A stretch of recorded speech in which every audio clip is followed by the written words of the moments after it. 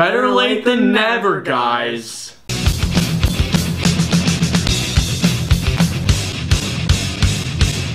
Snowpiercer. Oh. The Snowpiercer is a post-apocalyptic action drama movie that stars Chris Evans and basically takes place in the like 2031 or something like that? It's around 2031. And basically all of humanity, less than I think 5% of humanity, is on a long train called like the Shaky Arc or something like that. Yeah. And they call it an arc. I know it's an arc.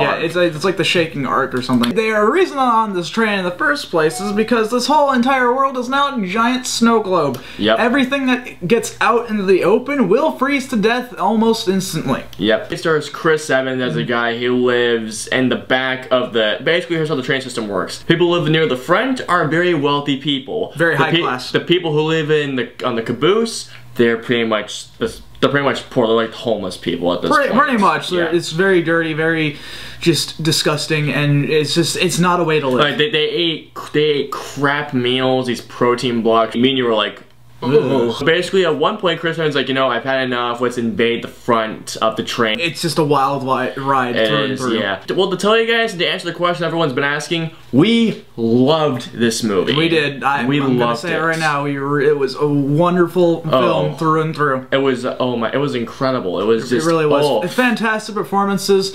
The whole setting of the thing was very. It was a very suspenseful movie. Yeah, it was suspenseful. It felt simple at the same time. Yeah, it was very simple. There was no need for huge setting. Yeah. You knew exactly where you were. You weren't confused about really anything. No. The only thing you would be very confused about is some names of the characters, really. Plot devices you have to listen closely to in order to really get what's going on. It feels like a very basic movie, but when you get more into the story, it's so much deeper than it really is. Yeah, there's a lot of philosophy happening in this film too, by the way. So if you're a big fan of that, then you're gonna really enjoy this film. Chris Evans was absolutely incredible in the movie. Pretty much every acting performance was just outstanding in this movie. Everyone acted very well here. There was really no really corny parts. It felt real. I love the whole thing with class in the movie. It was really well done. I mean, like, you know, the caboose, the poor, the front of the engine, the rich. It worked. It was perfectly structured. You had the greenhouse, you had the school, which that scene.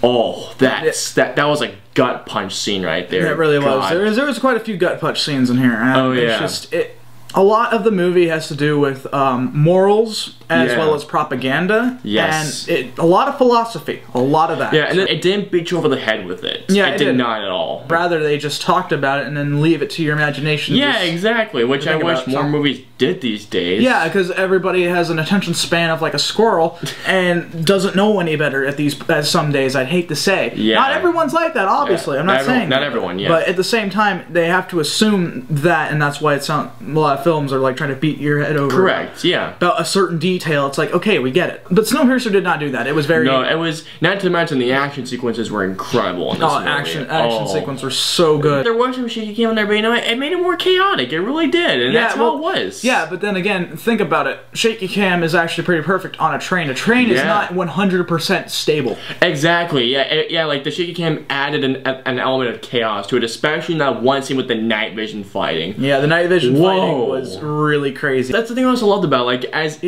they got through each level of the train, it got even crazier as it got along. It did. It felt like a level system. It almost felt like... It was very interesting. I loved that shot when they were trying to get through the first doors and that guy was like did like a spin kick to that one guy. Oh yeah. I loved how that shot was. I don't know who that I don't know who that actor was, but the guy who played that martial artist was just insane. I know, right? He was good. He was very good. I loved how the ice world looked. It reminded me a lot of, you know, Day After Tomorrow if it was actually good.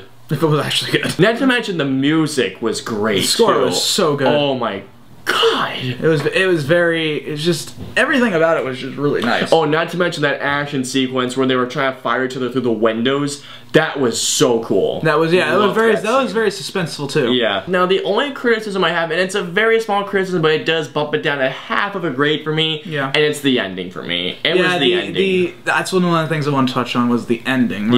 Obviously we're not here to give it away, but not everyone is going to agree on this ending. Yes. It was very. I thought it was a really crappy ending. Yeah, honestly, the way it reminded me a lot of Mass Effect 3's ending for some reason. I don't know why. That hint of disappointment, I guess. Yes. I loved how the ending was shot. I loved how it looked. How it looked great. Just the whole essence of it really sucked. I hated it. Yeah, and plus, like, it just makes me think, wait, how did you survive? But still, I mean, Snowpiercer is an absolutely incredible film. It really is, guys. I mean, it's on Netflix if you have Netflix, or watch it online. Hell, seriously. Yeah, like, it's definitely worth it. It's great from start and almost to finish. Oh, yes. Oh, almost to finish. I was originally going to go 4, but you know what? I haven't stopped thinking about it, so I'm going 4.5 out of 5 for this one. You know what? It's one of those movies that, you know, like, as soon as we finished watching, I was like, you know, I want to go 4. But after thinking about the political system, thinking about everything that happened throughout this movie. It was a smart film. It really was. It was a very smart film. So yeah, I'm going 4.5 out of 5. It's one of my honorable mentions of the year. I did love this movie. Just the ending, it's a bit anticlimactic in the ending. Well, not anticlimactic, it sucks. Well, yeah, it sucks. I guess it was anticlimactic too, because there was a lot of action building up to that one point, and then all of a sudden this happened, and it's like, Originally, my score was, of course, going to be a 4, but I'm giving it a 4 out of 5 now. I believe that is a very more than fair rating. You said 4 out of 5 twice. You realize that, right? I don't know, but I'll say it a third time. 4.5. Oh, okay. Out of 5. Okay, there you go. 4.5. Like I said, I was originally going to give it a 4. Okay. I'm giving it a 4.5. Oh, okay. Sorry, my bad. I was might be hearing that wrong. I don't know. Maybe I did, but either way, I feel that was a more than fair rating for it, because it was just it was a smart film, as well as having the suspense. Every plot twist was not meaningless. It has some sort of meaning to it. And the fact of the matter is that the spectacular performance of each actor was just incredible. Yeah. So comment and let us know below. What is your favorite Ice Age type of movie, I guess? Yeah, it was, I guess, okay. No. What's your favorite that takes place on a train? And until the next review, we'll see you guys next time. Have a wonderful night.